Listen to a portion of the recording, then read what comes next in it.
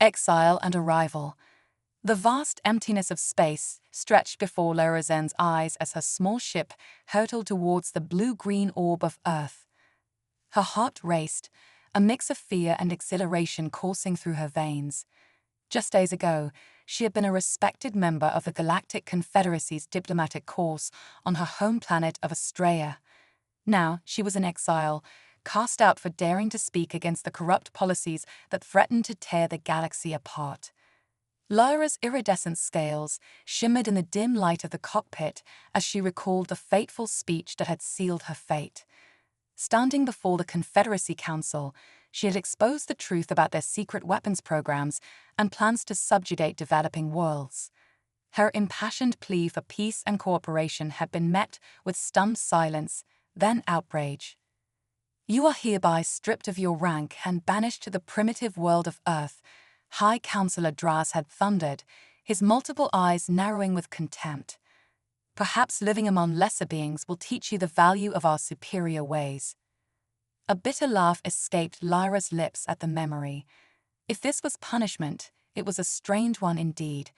She had always been fascinated by Earth and its inhabitants, studying their cultures and languages in secret. Now she would have the chance to experience it firsthand, assuming she survived the landing. As if on cue, alarms began blaring throughout the ship. Lyra's four-fingered hands flew across the control panel, desperately trying to stabilize her descent. The ship bucked and shuddered, atmosphere flames licking at the viewscreen. Come on, Lyra muttered, gritting her teeth as she fought for control. Trees and mountains rushed up to meet her, the ground approaching far too quickly. With a final, desperate maneuver, she managed to level out slightly before impact. The world exploded in a cacophony of screeching metal and shattering glass.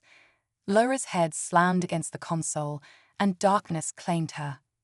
Dr. Ethan Cole trudged through the dense forest, his boots squelching in the mud left by the previous night's rain. The battered device in his hand beeped insistently, leading him deeper into the wilderness surrounding his remote research station. "This better not be another false alarm," he grumbled, pushing aside a low-hanging branch. Ever since he calibrated his sensors to detect extraterrestrial energy signatures, he'd been chasing down every blip and anomaly. So far, all he found were malfunctioning satellites and misidentified weather phenomena. But this reading was different, stronger, more focused, and accompanied by reports of a fireball streaking across the sky just before dawn. Ethan's heart quickened at the possibility. Could this finally be the proof he'd been searching for? As he crested a small hill, Ethan's breath caught in his throat. There, in a clearing below, lay the unmistakable wreckage of a small spacecraft. Scorch marks scoured the earth around it, trees snapped like matchsticks from the impact. "Holy shit," Ethan whispered, fumbling for his satellite phone. He had to call this in, alert the authorities. This was the discovery of the century. But before he could dial, a movement caught his eye. Something was stirring in the wreckage. Ethan's scientific curiosity overrode his caution, and he scrambled down the hill for a closer look. As he approached the twisted metal, a figure emerged. Humanoid, but unmistakably alien. Iridescent scales covered its skin, shimmering with an almost hypnotic beauty.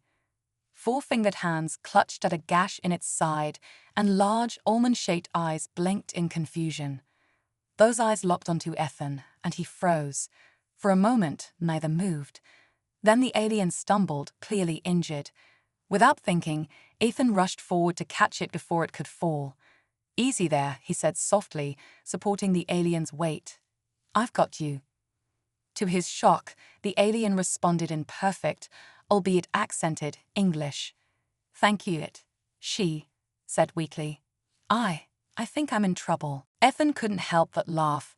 "Yeah, I'd say that's an understatement." He glanced at the wreckage, then back at the injured alien. His mind raced with the implications of what he'd found, the questions he wanted to ask. But first things first. "Let's get you somewhere safe," he said, carefully helping her away from the crash site. "I have a research station not far from here. We can tend to your injuries and figure out what to do next." The alien nodded gratefully, leaning heavily on Ethan as they began the slow trek through the forest. "I'm Lyra," she said after a moment. "Lyra Zen." "Dr. Ethan Cole," he replied, still barely believing this was happening. "Welcome to Earth, Lyra. Something tells me things are about to get very interesting around here." As they made their way back to the research station, neither Lyra nor Ethan could have imagined the incredible journey that lay ahead. A journey that would not only change their lives, but the fate of two worlds.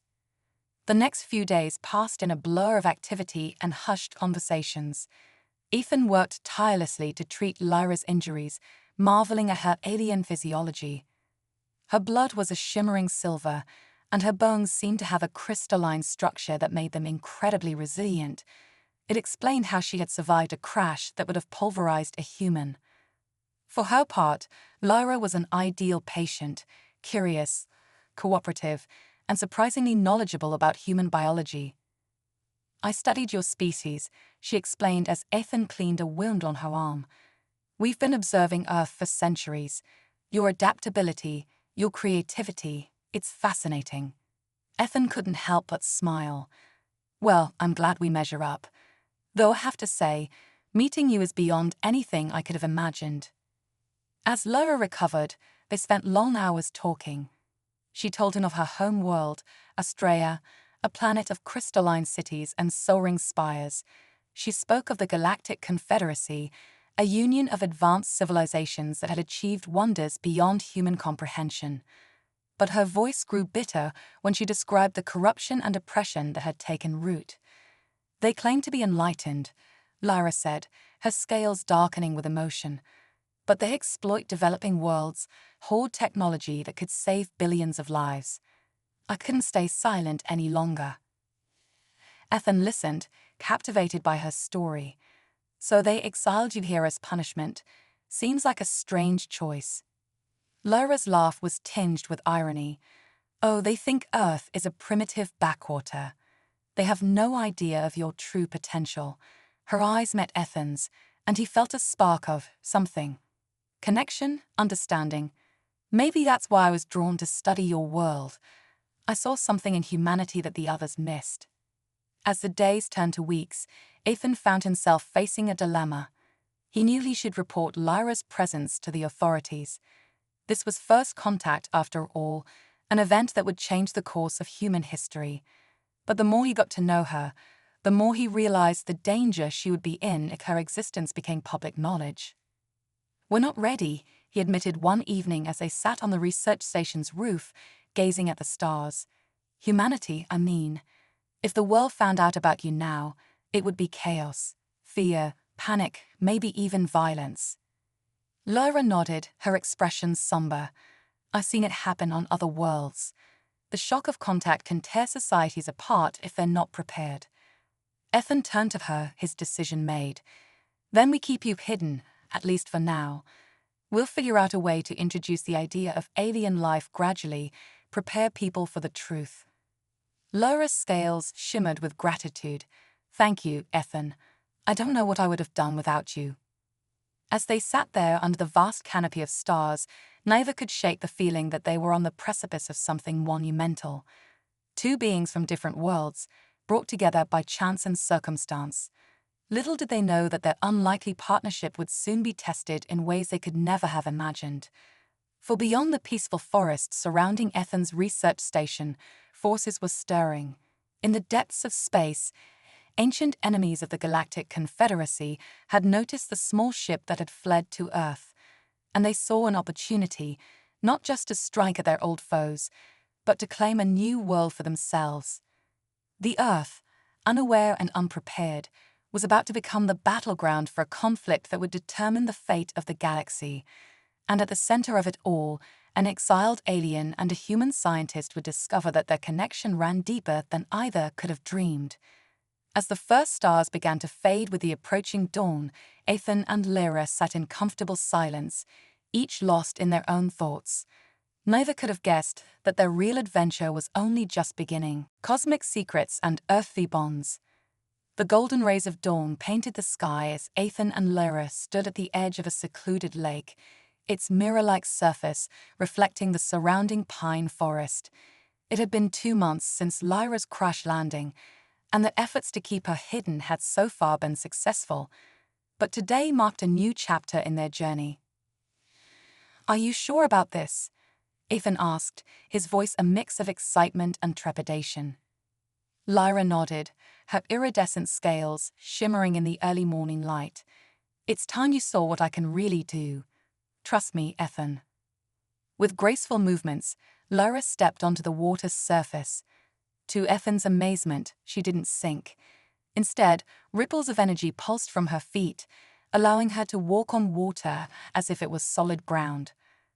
"Holy quantum mechanics," Ethan breathed, his scientific mind racing to comprehend what he was seeing.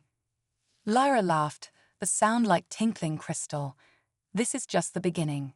She raised her arms, and suddenly the water around her began to rise, forming intricate shapes and patterns in the air. Dragons of liquid fire danced with serpents of ice, defying the laws of physics as Ethan understood them. "It's called psionics," Lyra explained, guiding the water back to the lake with a gentle gesture. "The ability to manipulate matter and energy with our minds. All Australians have this gift to some degree, but I've always had a particular affinity for it." Ethan's mind reeled with the implications. This changes everything. The applications for clean energy, medical breakthroughs, space exploration. "Exactly," Lyra interrupted, her expression turning serious as she walked back to shore. "Which is why the Galactic Confederacy guards this knowledge so jealously. They believe less advanced species aren't ready for such power." Ethan frowned. "But you disagree?" Lyra's eyes met his, filled with a mix of hope and determination. "I believe in potential, Ethan, in the capacity for growth and understanding. That's what I see in humanity, an unquenchable thirst for knowledge and progress." As they made their way back to the research station, Ethan's thoughts raced with possibilities. He had always dreamed of pushing the boundaries of science, of unlocking the universe's secrets. Now those dreams seemed tantalizingly within reach. But their peaceful morning was about to be shattered. As they approached the station, a sleek black SUV came into view, parked haphazardly near the entrance. Two figures in dark suits stood waiting, their postures tense and alert.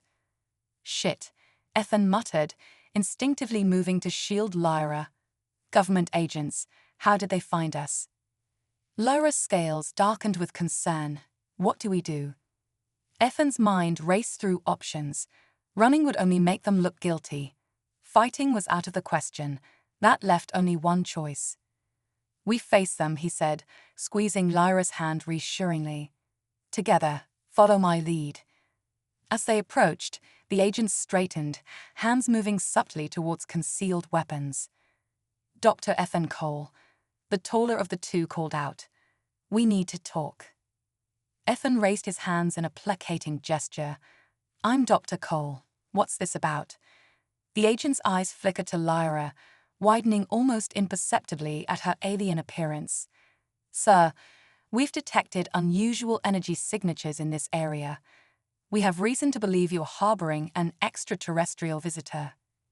Ethan felt Lyra tense beside him, but kept his voice steady. "And if I am?" The second agent stepped forward, her voice softer but no less intense. "Then you need to come with us. Both of you. There are things you need to know about the threats we're facing." Ethan and Lyra exchanged a glance, a wordless communication passing between them. Whatever was happening, it was bigger than they had realized.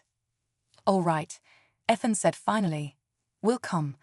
But I want your word that Lyra will be treated with respect and dignity. She's not a threat. She's a refugee seeking asylum." The agents nodded, visibly relaxing. "You have our word, Doctor. Now please come with us. Time is of the essence." As they were ushered into the SUV, Ethan couldn't shake the feeling that they were crossing a point of no return. The quiet life they had built over the past months was about to be upended. Little did they know that their journey was about to intersect with a cosmic chess game centuries in the making. Earth, long isolated from galactic affairs, was about to become the focal point of a conflict that would reshape the stars themselves. The SUV sped down winding forest roads, carrying its occupants towards a destiny neither human nor alien could have foreseen. As the trees blurred past, Ethan found Lyra's hand and gave it a reassuring squeeze. Whatever lay ahead, they would face it together. The agents brought them to a hidden underground facility, its existence so classified that even most government officials were unaware of it. As they descended in a high-speed elevator, Ethan's scientific curiosity warred with his growing anxiety. "Welcome to Project Stargazer," the female agent, who had introduced herself as Dr. Samantha Reeves, announced as the doors slid open. They stepped into a massive chamber filled with advanced technology, some recognizably human, others clearly of alien origin. Holographic displays showed star maps and energy readings, while teams of scientists and military personnel bustled about with purpose. "What is all this?" Ethan asked, his voice filled with awe. A new voice answered, deep and commanding. "This, Dr. Cole, is humanity's first line of defense against the stars." They turned to see a tall, distinguished man in a military uniform approaching.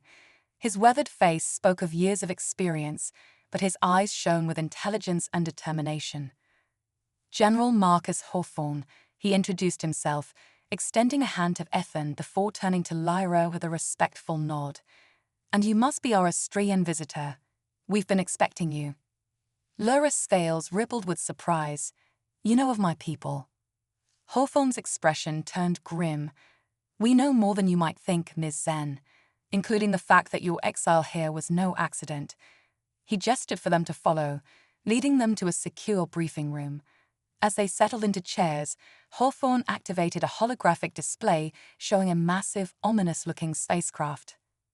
3 days ago, our deep space monitoring stations picked up this vessel entering the solar system, Hawthorne explained. "We've identified it as belonging to the Vorax, a warlike species long thought extinct." Lyra gasped, her scales paling. "The Vorax? But that's impossible. The Confederacy wiped them out centuries ago." Hawthorne shook his head. "Apparently not. And now they're headed straight for Earth, with enough firepower to glass half the planet." Ethan's mind reeled. "But why? Why come here?" "Because of me," Lyra whispered, realization dawning in her eyes. "My ship. They must have detected my quantum wake when I crashed. They're following me." The room fell silent as the implications sank in. Earth, a world barely aware of its place in the cosmos, was about to become the battleground for an ancient conflict. Hawthorne leaned forward, his gaze intense. "This is where you come in, both of you. Dr. Cole, your work on theoretical physics and energy manipulation is years ahead of its time. And you, Ms. Zen, possess knowledge and abilities that could be the key to our survival." He stood, pacing the room. "We need your help. To prepare Earth's defenses, to find a way to communicate with the Vorax, to give humanity a fighting chance. Will you join us?" Ethan and Lyra exchanged a look, volumes passing between them in that silent moment. They had come so far together, from strangers to confidence to something more. Now, the fate of 2 worlds rested in their hands. "We're in," Ethan said firmly, Lyra nodding in agreement beside him. Hawthorne's face broke into a relieved smile. "Excellent. Then let's get to work. We have a planet to save." As they left the briefing room, plunging into the organized chaos of Project Stargazer, Ethan felt a mix of fear and exhilaration. This was beyond anything he had ever dreamed of, the chance to not only unlock the secrets of the universe, but to use that knowledge to protect his home. Beside him, Lyra's scales shimmered with determination. She had come to Earth as an exile, but now she had found a new purpose. A chance to right the wrongs of her people and forge a new path for both their worlds. Together, human and alien, they stepped into the unknown. The clock was ticking, the enemy approaching.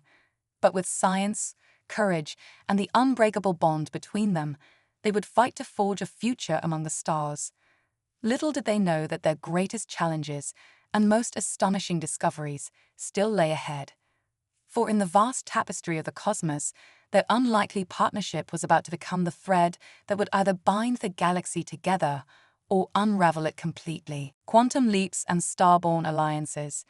The subterranean halls of Project Stargazer hummed with frenetic energy as humanity raced against time. Ethan and Lyra found themselves at the heart of Earth's desperate bid for survival, their unique partnership bridging the gap between terrestrial science and cosmic wisdom. Eureka! Ethan's excited shout echoed through the cavernous laboratory, drawing curious glances from nearby scientists. He stood before a holographic display, equations and diagrams swirling around him like a digital storm. Lyra glided to his side, her iridescent scales pulsing with shared excitement. "You've cracked it." Ethan nodded, his eyes shining with the fervor of scientific breakthrough. "I think so. By combining your people's understanding of psionics with our quantum field theories, we can create a planetary shield. Not just a physical barrier, but a phase-shifted energy field that could repel even the Vorax's most powerful weapons." General Hawthorne approached, his usual stoic demeanor cracking to reveal a glimmer of hope. "How soon can we implement it?" "That's the catch," Ethan admitted, running a hand through his disheveled hair. "The power requirements are astronomical. We'd need to harness the energy of a small star to generate a field large enough to protect the entire planet." Lyra's scales shimmered thoughtfully. "Perhaps not a star," she mused, "but what about the quantum foam itself?" The room fell silent, all eyes turning to the alien scientist. Ethan's breath caught as he grasped the implications. "You mean, tapping into the very fabric of spacetime?" Lyra nodded, her excitement building. "On Astraea, we theorized about it, but never dared to attempt it. The risks were too great. But now we have no choice," Hawthorne finished grimly. "Whatever the risks, they pale in comparison to the annihilation the Vorax bring. Make it happen." As Ethan and Lyra threw themselves into their work, the rest of Project Stargazer mobilized. Around the world, hidden facilities sprang to life, constructing massive generators designed to tap into the quantum realm. It was a plan born of desperation, pushing the boundaries of science and morality alike. Weeks passed in a blur of sleepless nights and caffeine-fueled breakthroughs. Ethan and Lyra's connection deepened, their minds working in seamless harmony as they raced against the cosmic clock. More than once, Ethan caught himself marveling at the strange twist of fate that had brought them together. "You know," he said one night as they took a rare break, gazing out at the star-filled sky from an observation deck, "part of me still can't believe this is real. A year ago, I was a fringe scientist chasing UFO sightings. Now I'm working with an alien to save the world." Lyra's laugh was like tinkling crystal. "Life has a way of surprising us. On Astraea, I was considered a troublemaker, too idealistic for my own good. I never imagined I'd find my true purpose on a world I was sent to as punishment." Their eyes met, a moment of quiet understanding passing between them.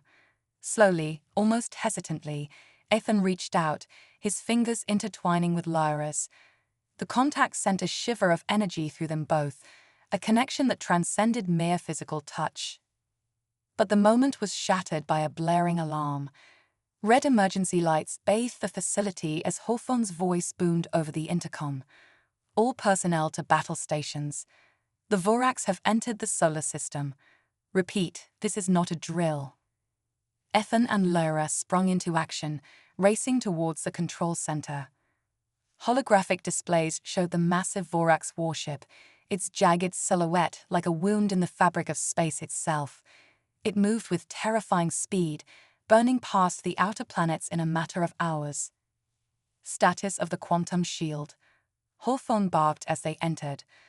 Dr. Reeves, her face pale with tension, shook her head.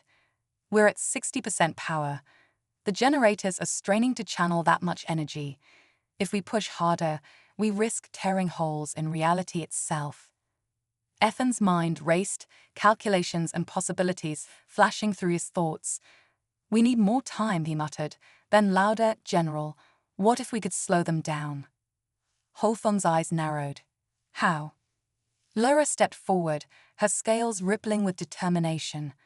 "The quantum wake. If we can amplify the signature of my crashed ship, we might be able to confuse their sensors, make them think I'm somewhere else entirely."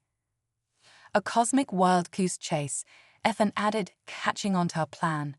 "It won't stop them, but it could buy us the hours we need to bring the shield to full power." Hawthorne nodded grimly. "Do it, and pray it's enough." What followed was a desperate race against time. As Ethan and the Earth team pushed the quantum generators to their limits, Lyra focused her psionic abilities, reaching out across the vast distances of space to manipulate the quantum remnants of her crash landing. The plan worked, for a time. The Vorax ship veered off course, its weapons systems firing at phantom targets. But the reprieve was short-lived. With a savage roar that seemed to shake the very foundations of reality, the alien vessel turned its attention back to Earth. "Shield status," Hawthorne demanded, his knuckles white as he gripped the command console. 95%, Reeves reported, her voice tight with tension. "But the Vorax are charging their main weapon. Impact in 30 seconds." Ethan and Lyra locked eyes across the control room, a lifetime of unspoken feelings passing between them in that moment. Whatever happened next, they would face it together. "Divert all power to the shield," Ethan ordered, his voice steady despite the fear churning in his gut. "Every last scrap of energy we can muster." The air itself seemed to crackle with tension as the seconds ticked down. On the main view screen, a blinding beam of energy erupted from the Vorax ship, streaking towards Earth with apocalyptic fury. "Brace for impact," Hawthorne roared. The world held its breath as alien weaponry met human ingenuity and alien wisdom. For a heart-stopping moment, it seemed as if the shield would fail, the fabric of space-time itself buckling under the strain. But then, miraculously, the Vorax beam dissipated, scattering harmlessly into the quantum foam. A cheer went up from the control room, but Ethan and Lyra knew the battle was far from over. As the Vorax ship prepared for another assault, Ethan turned to Lyra, his eyes blazing with determination. "We've given humanity a fighting chance," he said. "Now it's time to take the fight to them." Lyra nodded, her scales shimmering with a mix of fear and excitement. "Together." Ethan took her hand, feeling the spark of their connection ignite once more. "Together." As alarms blared and humanity steeled itself for the next phase of the cosmic conflict, Ethan and Lyra stepped forward, ready to push the boundaries of science, courage, and love itself. The fate of two worlds, and perhaps the entire galaxy, hung in the balance. Little did they know that their greatest challenge still lay ahead, for in the crucible of war, they would discover truths about themselves, each other, and the very nature of the universe that would shake the foundations of reality itself. The battle for Earth had begun, but the war for the future of the cosmos was just getting started. Stardust revolution. The quantum shield flickered and pulsed, a shimmering barrier between Earth and annihilation. But Ethan and Lyra knew it was only a temporary solution. The Vorax warship loomed in high orbit, a dark promise of destruction. "We need to take the fight to them," Ethan declared, his voice filled with a determination that surprised even him. "Defending isn't enough. We need to strike back." General Hawthorne's weathered face creased with concern. "With what? Our most advanced spacecraft are toys compared to that monstrosity." Lyra's scales rippled with excitement, an idea forming. Not spacecraft, stardust. All eyes turned to her, confusion evident on human faces. Lyra's fingers danced over a holographic display, bringing up a simulation of swirling cosmic particles. "On Australia, we developed a theory," she explained, her voice quickening with enthusiasm. "By manipulating quantum entanglement on a massive scale, we could create a network of interconnected particles, a cosmic web." Ethan's eyes widened as he grasped the implications. A weapon made of the fabric of space itself. Not just a weapon, Lyra corrected gently. A bridge. A way to connect distant points in space-time, to move instantly across vast distances. Dr. Rees leaned forward, her scientific curiosity piqued. You're talking about instantaneous transportation, like teleportation. Lyra nodded. Exactly, but on a scale never before attempted. Hawthorne's brow furrowed. How does this help us defeat the Vorax? Ethan's mind raced with possibilities. We could transport a strike team directly onto their ship, bypass their defenses entirely. Or, Lyra added, her scales shimmering with intensity, we could use it to evacuate Earth if all else fails. A cosmic lifeboat. The control room erupted in a flurry of excitement and debate. The potential of this Stardust technology was staggering, but so were the risks. One miscalculation could tear holes in the fabric of reality itself. Hawthorne raised a hand, silencing the room. How long to implement this Stardust network? Ethan and Lyra exchanged a look. With the resources of Project Stargazer and pushing the limits of what's possible, Ethan began. 48 hours. Lyra finished. Maybe less. Hawthorne nodded grimly. Make it happen. In the meantime, we'll do everything we can to keep the Vorax occupied. As the rest of the facility sprang into action, Ethan and Lyra found themselves in a secluded lab, surrounded by humming equipment and holographic displays. The task before them was monumental, rewriting the laws of physics in a desperate bid to save humanity. Hours blurred together in a haze of calculations, simulations, and bursts of inspiration. Ethan marveled at how seamlessly he and Lyra worked together, their minds operating in perfect harmony. Human intuition melded with alien knowledge, pushing the boundaries of what was possible. You know, Ethan said during a rare quiet moment, his voice soft with wonder, I never imagined I'd be doing something like this, changing the very nature of reality. Lyra's scales shimmered with affection. You humans have always dreamed big. It's one of the things I admire most about your species. Their eyes met, and for a moment, the weight of their task faded away. There was only the connection between them, a bond that transcended the barriers of species and space. But the moment was shattered by a violent tremor that shook the entire facility. Alarms blared as Hawthorne's voice crackled over the intercom. The Vorax have launched a ground assault. All non-essential personnel to emergency shelters. Ethan and Lyra shared a determined look. They were anything but non-essential. We need to finish this, Ethan said, his jaw set with resolve. No matter what. As the sounds of battle echoed through the facility, they threw themselves into their work with renewed fervor. The Stardust network took shape, a delicate web of quantum-entangled particles spanning the solar system. Just as they were running final simulations, the lab door burst open. A nightmarish figure lurched in, a Vorax warrior, its chitinous armor gleaming and razor-sharp claws dripping with blood. Ethan moved instinctively, placing himself between the alien and Lyra. But to his shock, Lyra stepped forward, her scales blazing with psionic energy. Enough, she cried, her voice resonating with power.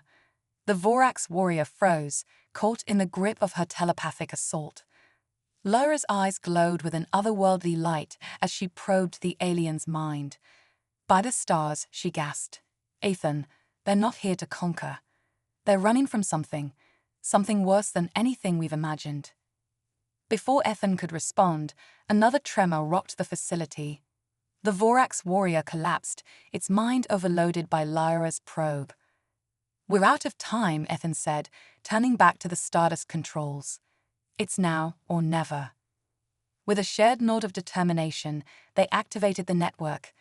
The air itself seemed to ripple as countless quantum particles aligned, creating a shimmering web of possibility. It's working, Lyra exclaimed, her scales pulsing with excitement. We've done it. But their victory was short-lived. A massive explosion rocked the facility, and klaxons wailed in warning. Hawthorne's voice, strained and desperate, came over the intercom. "The shield is failing. All personnel, prepare for..." His words were cut off by static. Ethan and Lyra locked eyes, understanding passing between them without words. They had one chance to save Earth, and perhaps the galaxy itself. "The Vorax ship," Ethan said quickly. "We need to get there, find out what they're running from." Lyra nodded, her hand finding his. "Together." Ethan squeezed her hand, feeling the spark of their connection ignite once more. "Always." As chaos erupted around them, they stepped into the shimmering Stardust portal. In a blinding flash of light, they vanished from the crumbling Earth facility, hurtling across the cosmos towards an uncertain destiny. The last thing Ethan saw before the quantum tunnel engulfed them was Lyra's face, her alien features etched with a very human mix of fear and hope. Whatever lay ahead, they would face it side by side, a union of two worlds, reaching for the stars. Little did they know that their journey was about to take them beyond the edge of known space, to confront a threat that would challenge not just their ingenuity and courage, but the very nature of reality itself. The fate of Earth, the Vorax, and countless other civilizations hung in the balance. As they materialized aboard the massive Vorax vessel, surrounded by the haunting architecture of an alien culture, Ethan and Lyra steeled themselves for the greatest adventure of their lives. The Stardust Revolution had begun, and with it, a new chapter in the cosmic saga of humanity's place among the stars. Cosmic crescendo. The air aboard the Vorax ship crackled with ozone and alien energies as Ethan and Lyra materialized from the Stardust portal. Ethan's human senses reeled, overwhelmed by the bizarre geometry and pulsing bioluminescence of the vessel's interior. By Einstein's mustache, he breathed, steadying himself against a wall that felt unnervingly alive. "We actually did it." Lyra's scales shimmered with a mix of triumph and trepidation. "The hard part's just beginning," she cautioned, her alien eyes scanning their surroundings. "We need to find the ship's command center." As if in response to her words, a piercing alarm cut through the air. Harsh, guttural voices echoed down twisting corridors. The Vorax were aware of their presence. "So much for the element of surprise," Ethan muttered, his scientific curiosity warring with very human fear. "Any ideas?" Lyra's face set with determination. "Just one. Hold on tight." Before Ethan could question her, Lyra's scales blazed with psionic energy. The very fabric of space around them seemed to ripple and flex. Suddenly, they were moving, not running, but sliding through reality itself as if it were water. "Quantum surfing," Lyra explained breathlessly as they phased through solid walls and bewildered Vorax warriors. "A little trick I picked up studying your particle physics." Ethan laughed despite the danger, exhilarated by the impossible. "Remind me to update my thesis when we get home."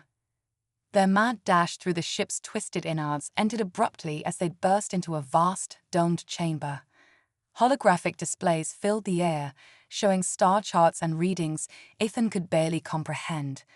At the center stood a figure that could only be the Vorax leader, larger than the others, its chitinous armor adorned with pulsing bioluminescent patterns. "Intruders," the alien commander bellowed, its multifaceted eyes fixing on them with predatory intensity. "How dare you invade our last sanctuary?" Lyra stepped forward, her voice ringing with authority that belied her small stature. "We come seeking answers, not conflict. What drives you to attack our world? What force could terrify the mighty Vorax?" The chamber fell silent, the tension palpable. Then, to Ethan's shock, the Vorax leader laughed, a sound like grinding stones that sent shivers down his spine. "You know not what you ask, little one," the commander rumbled. "But perhaps it's fitting that you bear witness to the end."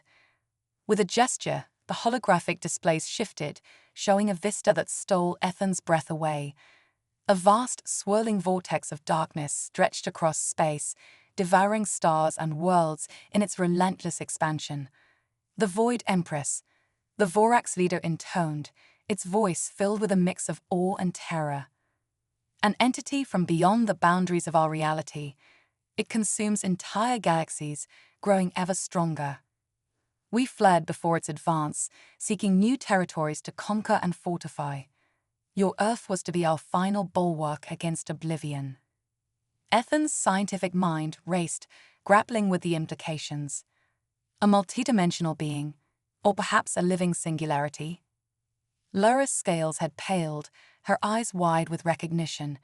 The ancient prophecies, she whispered, the cosmic devourer that would herald the end of all things.